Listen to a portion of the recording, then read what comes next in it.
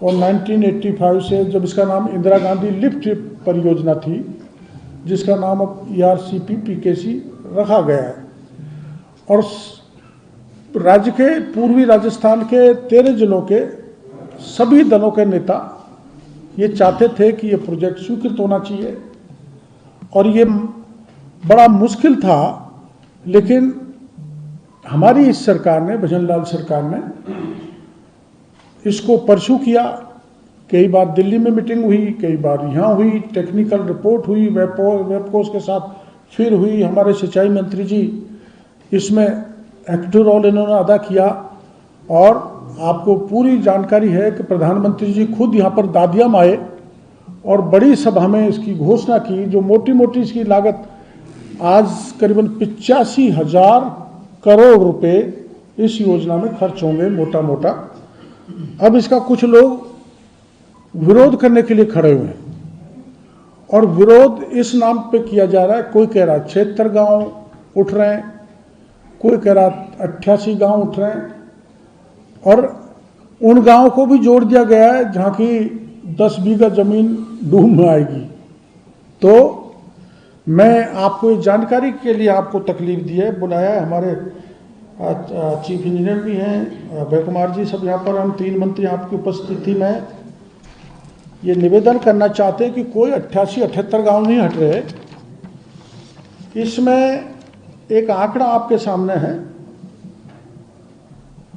जो along the Banas river, उसकी basin पे up to the Morel river एक गांव है बाडोलास, उसके 150 मकान प्रभावित होंगे। एक गांव है बाड बिलोली, उसके 205 घर हटेंगे। एक गांव है बिलोली नदी, उसके 215 गांव हटेंगे, 215 घर, सॉरी गांव। एक है तालेरा, तालेरा के 208 गांव हटेंगे। एक है भोपर, उसके 180 घर हटेंगे। एक है खिदरपुर जाडू, उसके 325 घर घुसेंगे, हटेंगे। और एक है सामोली, उसके 230, मतलब ये 9 गांव के मैंने आपको घर भी गिना दिए। इसके अलावा कहीं हल्का फुल्का, कहीं 10% पॉपुलेशन पर असर आएगा, कहीं 15% पॉपुलेशन पर असर आएगा। लेकिन जो 70% से अबो जो पॉपुलेशन या घर हटेंगे, उनका नाम मैंने आपको बता दिया। जो 9 है, जो 8 या 9 है। और इसलिए मैं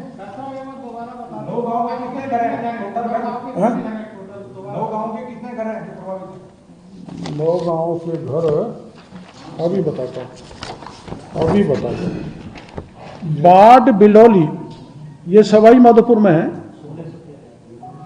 इसके प्रभावित मकानों की संख्या 205। बिलोली नदी ये भी सवाई माधोपुर में है, इसके प्रभावित गांवों की संख्या 215 घर की सॉरी। और भूरी पहाड़ी ये पूरी जाएगी, क्योंकि ये बिल्कुल उसमें है मझधार में, इसके 800 घर हटेंगे। ऐसे ही तालेरा, इसके 800 मकान जाएंगे। 200 800 तो भूरी पहाड़ी के। तालेरा के 200, भोजपुर के 130, जाडू के 325 और रूपपुरा के 110, पदमपुरा के 175 और कराड़ी के 140। ये करौली के हैं। मतलब ये सपोर्टरा का एक नाला है बहुत बड़ा, उस नाला के 3 गांव हैं नाला के पास, जिसमें रूपपुरा है, पदमपुरा है और किराड़ी है। और ऐसे ही मोरेल जंक्शन पर भूरी पहाड़ी है, तालेरा है, भोपर है, जाडू है। ये टोटल 9 हो गए। आपको 9 गांव के होंगे 5,667 प्रभावित जनसंख्या। 2350 2350 है। ये क्या है? ये क्या है? सूची दे देंगे आपको। अच्छा, 16 गांव के 16 गांव के अलावा 9 गांव के अलावा कुछ गांव ऐसे हैं जिनकी कहीं 100, कहीं 50, कहीं 150 आबादी प्रभावित होगी। इन 9 गांव की है 2350 जनसंख्या पर सीधा असर पड़ेगा। और इसमें जो मैंने आपको बताया कि करीबन 4,03,000 हेक्टेयर भूमि की सिंचाई होगी, 15% इसका इंडस्ट्रियलाइजेशन में काम देगा। और आप जानते हो कि दिल्ली से लेकर मुंबई तक जो ये बड़ा एक्सप्रेस हाईवे निकला है, वहाँ इंडस्ट्रीज आएंगी और 17 जिलों को पीने का पानी मिलेगा। एक कितना बड़ा प्रोजेक्ट जैसे IGNP है, जिसने पश्चिमी राजस्थान का कल्याण किया, गंगानगर से लेकर मोहनगढ़ तक, ऐसे ये बिल्कुल चंबल के डूंगरी से लेकर अपना जो जयसमंद अलवर का, और यहाँ रामगढ़ का बांध है बड़ा, उसमें पानी डलेगा। रामगढ़ से पानी छोड़ा जाएगा जो भरतपुर तक जाएगा, तो पूरा इलाका रिचार्ज होगा। उस संबंध में टेक्निकली आपको एक PPT भी हम बताएंगे। क्यों है तैयार? आप वो देख लो। कोई क्वेश्चन करना तो बताओ। नहीं, इनका ये क्लियरिटी हो जाए, कितने गांव में कितने घर हटेंगे, कितनी आबादी। मैंने आपको बता दिया, जो 9 गांव आपको बताए मैंने, उसमें 2350 की जनसंख्या प्रभावित होगी। और उसके अलावा 7 गांव हो रहे हैं जिसकी टोटल मिला के 4300 जनसंख्या पे असर आएगा। 4300 4300 घर।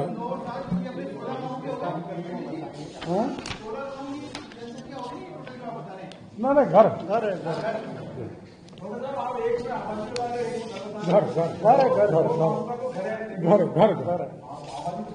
आई एम सॉरी, घर हाउस होल्ड। गांव के पास ही इनको सारी फैसिलिटीज, सारा इंफ्रास्ट्रक्चर विकसित करके सरकार बसाने का काम करे।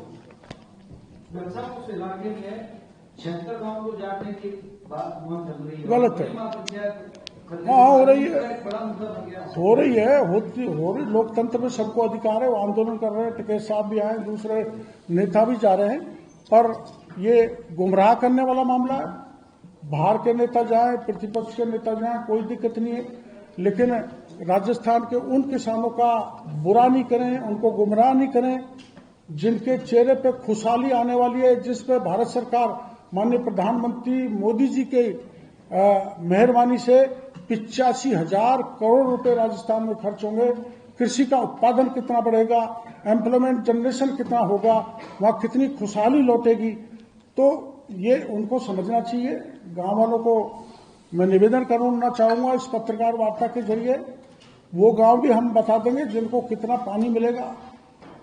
सबसे ज्यादा पानी सवाई माधोपुर, करौली को मिलेगा, और जिलों को भी पानी ड्रिंकिंग वाटर के अलावा सिंचाई के लिए जाएगा। इसलिए इतना बड़ा फायदा राजस्थान के 17 जिलों को होने वाला है। पर यह बात सही है, इसको स्वीकारने में हमें कोई दिक्कत नहीं है कि इसमें 9 गांव ऐसे हैं जिनकी 70 से 100% आबादी को विस्थापित किया जाएगा। किसी भाई को गुमराह होने की आवश्यकता नहीं है। 9 गांव में बार बार कह रहा हूं, 9 गांव की 70 से 100% आबादी विस्थापित की जाएगी। उनके विस्थापन के लिए सारा सड़क, स्कूल, मकान, सब कुछ सुविधा बना के सरकार देगी। और मैं अपील करूंगा कि किसी को गुमराह होने की आवश्यकता नहीं है। पंचायतों के चुनाव आ रहे हैं, राजनीतिक फायदे के लिए किसानों को बहकाया जा रहा है, परेशान किया जा रहा है। वो भी उन किसानों को जो 30-40 साल से ERCP की मांग कर रहे हैं, चंबल का पानी उनके खेतों में जाए, उसकी मांग कर रहे हैं। उनके खेतों में जब चंबल का पानी सिंचाई के लिए जाने के लिए समय आया है, तो कुछ लोग उनको गुमराह कर रहे हैं। मैं उनसे अपील करूंगा, किसी प्रकार से गुमराह नहीं हो, हिंसा पे उतारू नहीं हो।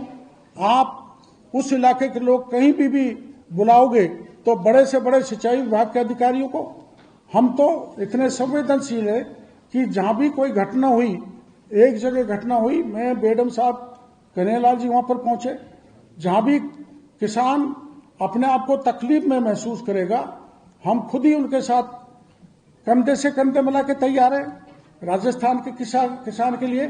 लेकिन किसानों से हमारी अपील है, ये गुमराह करने वाले आपको गुमराह करके चले जाएंगे। आप किसी भी प्रकार से किसी भी स्थिति में कानून को हाथ में नहीं ले। कोई आपको कोई बात कहनी है तो आ जाए। मैं बीच में माननीय सिंचाई मंत्री जी से भी किसानों को मिला चुका हूं।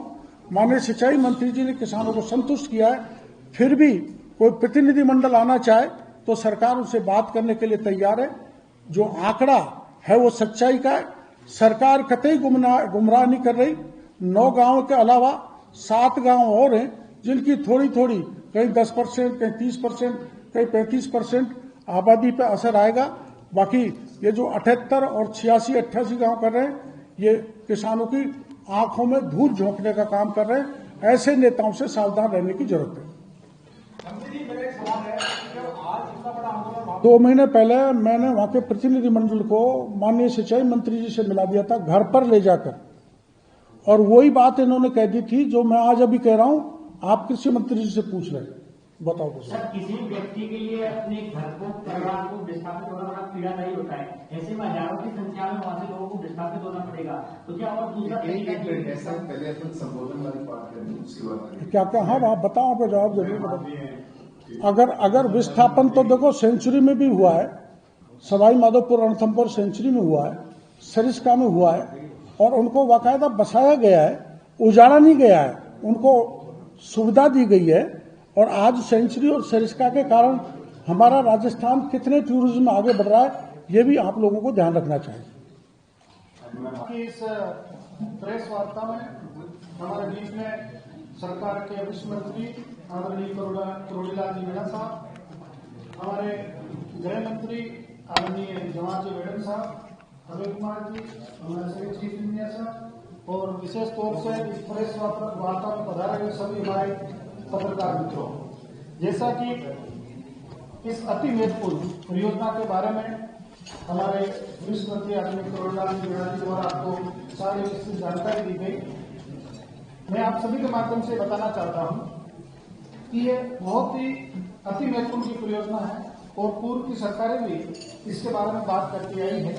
और काली सिंध पार्वती का जो पानी है वो व्यर्थ में बहके समुद्र में चला जाता है। काली सिंध, पार्वती और चंबल, इन तीनों के पानी को लिफ्ट करते राजस्थान के 17 जिलों में लाएंगे, जैसा कि आप सभी को विदित है।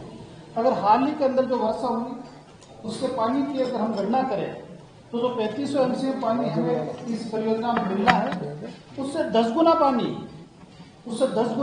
व्यर्थ में बहके समुद्र में चला है। अगर हम बिशनपुर की बात करें, क्योंकि डूंगरी बांध के अंदर बिशनपुर का ओवरफ्लो का पानी भी वहां जाना है, तो लगभग 100 दिनों से अधिक समय तक बिशनपुर के गेट खुले रहे। बिशनपुर 3 बार भर जाए उतना पानी व्यर्थ के अंदर बहके समुद्र में चला गया। तो हमारे भजनलाल जी की जो सरकार है उसका यही उद्देश्य है कि इस अति महत्वपूर्ण परियोजना के माध्यम से राजस्थान के किसानों को पानी मिले, सिंचाई का, लोगों को पीने का पानी मिले। इसी के तहत 9,600 करोड़ के अधिक राशि के टेंडर हमने जारी किए। उसका काम भी मौके पर स्टार्ट हो गया, बड़ी तेज गति से काम चल रहा है। लैंड एक्विजिशन का काम भी बहुत बड़ी प्रतिशत के अंदर हमारा हो गया।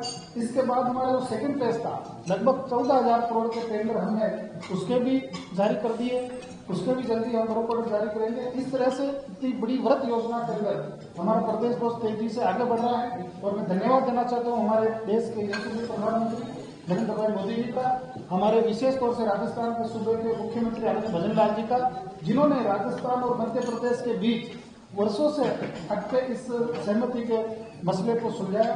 और मैं आपके माध्यम से सभी से अपील करता हूं कि इस अति महत्वकांक्षी जो परियोजना है सब इसके अंदर सहयोग करें। और कुछ विपक्ष के लोगों के द्वारा जो भ्रमजाल फैला के लोगों को भ्रमित करके और इस योजना को अटकाने का, लटकाने का, भटकाने का काम कर रहे हैं, तो भगवान उनको सद्बुद्धि दे, क्योंकि किसानों को हितों के लिए ये योजना बनी है, किसानों के लिए है। और मैं आपके माध्यम से डूंगरी बांध के क्षेत्र में आने वाले सभी लोगों को विश्वास दिलाते हैं कि ये परियोजना जो भी जिसकी भूमि अधिकृत होगी उन सब किसानों की जन सुनवाई करेंगे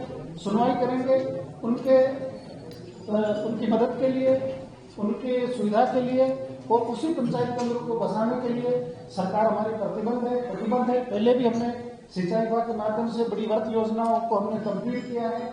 जैसे बिशनपुर के अंदर भी कई सैकड़ों गांव स्थापित हुए थे, आज उनके अंदर भी उनको आसपास बसाया गया तो पीने का पानी भी मिल रहा है, सिंचाई का पानी भी मिल रहा है, अच्छी व्यवस्थित वहाँ पर कॉलोनियां हुई, रोड बनी, स्कूलें बनी।